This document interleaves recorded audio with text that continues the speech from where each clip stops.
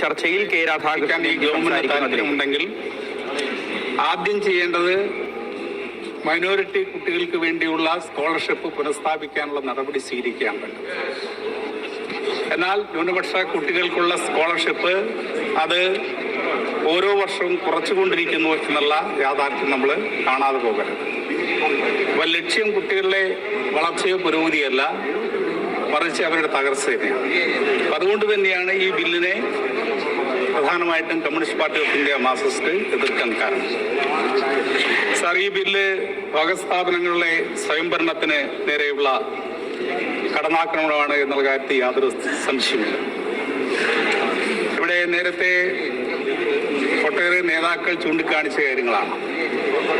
ഇത് നമ്മുടെ ഭരണഘടനയുടെ ലംഘനമാണ്. ഭരണഘടന ഉറപ്പു നൽകുന്ന മൗലിക അവകാശങ്ങൾ നേരിട്ടുള്ള ലംഘനമാണ്.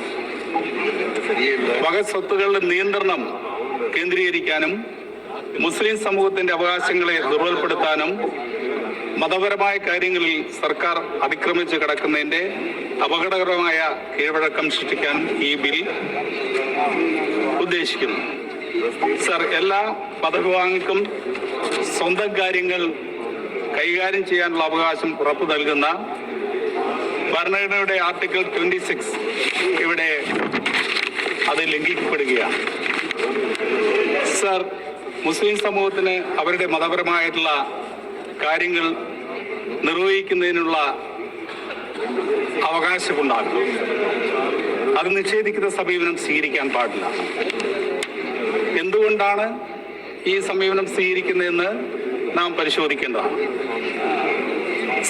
വഖഫ് ബോർഡുകളിലെ അമുസ്ലിമുകളെ ഉൾപ്പെടുത്തുന്നത് മുസ്ലിം സമൂഹത്തിന്റെ മതപരമായ സ്വയംഭരണത്തിലുള്ള നേരിട്ടുള്ള കടന്നാക്രമണമാണ്.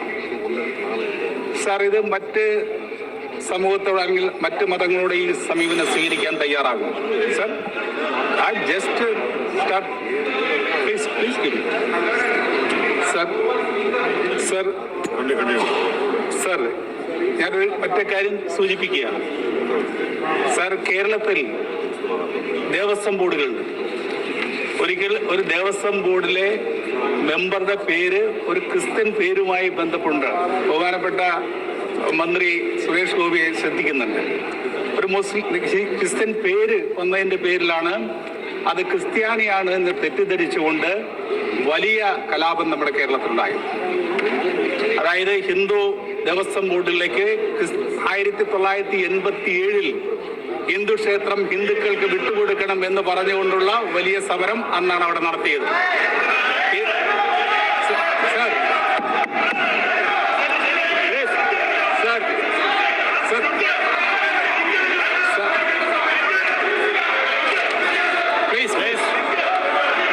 മിനിസ്റ്റർ, അറിയാം. Sir, please conclude. Let me complete. Please conclude. Within 30 seconds you complete, please. 30 seconds. Sir, അതുകൊണ്ട് തന്നെയാണ് പറയുന്നത്, ഓരോ മതവിഭാഗത്തിനും അവരുടേതായിട്ടുള്ള താല്പര്യങ്ങൾ സംരക്ഷിക്കാൻ വേണ്ടിയുള്ള അവസരം നമുക്ക് ഉണ്ടാക്കി കൊടുക്കാൻ കഴിയണം. മുസ്ലിം സമൂഹത്തെ ഒറ്റപ്പെടുത്താനുള്ള ഈ ശ്രമത്തിനെതിരായിക്കൊണ്ട് നമ്മുടെ നാട് ആകെ ഉണർന്നു പ്രവർത്തിക്കേണ്ടതാണ് എന്ന് ഞാൻ സൂചിപ്പിക്കുകയാണ്. സാർ, ഇവിടെ ഒരു കാര്യം മാത്രമാണ് എനിക്ക് സൂചിപ്പിക്കാനുള്ളത്. ഓക്കെ, അതായത് ഈ ബില്ലിനെ അനുകൂലിക്കുന്നവർ ശ്രദ്ധിക്കേണ്ട ഒറ്റ കാര്യം. സാർ, നമുക്കറിയാം ഹിറ്റ്ലർ ജർമ്മനിയെ എങ്ങനെയാണ് ഫാസിസത്തിലേക്ക് കൊണ്ടുപോയത്. അന്ന് ആ ഹിറ്റ്ലറുടെ ഫാസിസത്തെ സപ്പോർട്ട് ചെയ്തിരുന്ന ഒരു കവി മാർട്ടിൻ ലിയോൺ മുള്ളർ എന്ന് പറയുന്ന ആ കവി പിന്നീട് പറയുകയുണ്ടായി. എന്താണ് പറഞ്ഞത്? അദ്ദേഹത്തിന് വിലാപകാവ്യമാണ്. അദ്ദേഹം പറഞ്ഞു, അവർ ആദ്യം വന്നത് കമ്മ്യൂണിസ്റ്റുകാരെ തെരഞ്ഞാണ്. അപ്പൊ കമ്മ്യൂണിസ്റ്റുകാരെ തെരഞ്ഞു വന്നു കഴിഞ്ഞ സമയത്ത് ഞാൻ അതിനെ എതിർത്തില്ല, കാരണം ഞാനൊരു കമ്മ്യൂണിസ്റ്റ് അല്ലായിരുന്നു. രണ്ടാമത് അവർ വന്നത് സോഷ്യലിസ്റ്റുകളെ അന്വേഷിച്ചാണ് വന്നത്. അപ്പോഴും ഞാൻ പ്രതികരിച്ചില്ല, കാരണം ഞാനൊരു സോഷ്യലിസ്റ്റ് അല്ലായിരുന്നു. പിന്നീട് അവർ വന്നത് ട്രേഡ് യൂണിയൻ നേതാക്കളെ അന്വേഷിച്ചാണ് വന്നത്. അപ്പോഴും ഞാൻ പ്രതികരിച്ചില്ല, കാരണം ഞാനൊരു ട്രേഡ് യൂണിയനിസ്റ്റ് അല്ല. പിന്നീട് അവർ അന്വേഷിച്ച് വന്നത് ജൂതന്മാരെ അന്വേഷിച്ചാണ്. അപ്പോഴും ഞാൻ പ്രതികരിച്ചില്ല, കാരണം ഞാനൊരു ജൂതനായിട്ടില്ല. എന്നാൽ അവസാനം അവർ വന്നത് എൻ്റെ അടുത്തേക്കാണ്. എന്നെ അന്വേഷിച്ചാണ് വന്നത്. അപ്പോഴേക്കും എനിക്ക് വേണ്ടി പറയാൻ ആരുമുണ്ടായിരുന്നില്ല എന്ന് അദ്ദേഹം പറയുന്നു. അതുപോലെ തന്നെയാണ് ഈ ബില്ല് അനുകൂലിക്കുന്നവർക്ക് ഭാവിയില്ലാത്ത അവസ്ഥ ഉണ്ടാകാതിരിക്കാൻ മുൻകരുതലെടുക്കാൻ സുരേഷ് ഗോപി जी ചെയ്യണം എന്ന് आपका नाम लिया है, आप कुछ बोलना चाहते हैं? He mentioned your name. Sir, I definitely do want to keep the decorum of the house and also the position that I am in.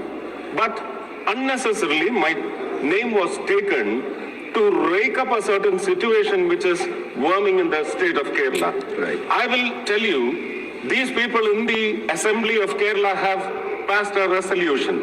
Tomorrow, after the Rajya Sabha decision, that resolution is going to be drowned in the Arabian Sea. You just wait for this episode.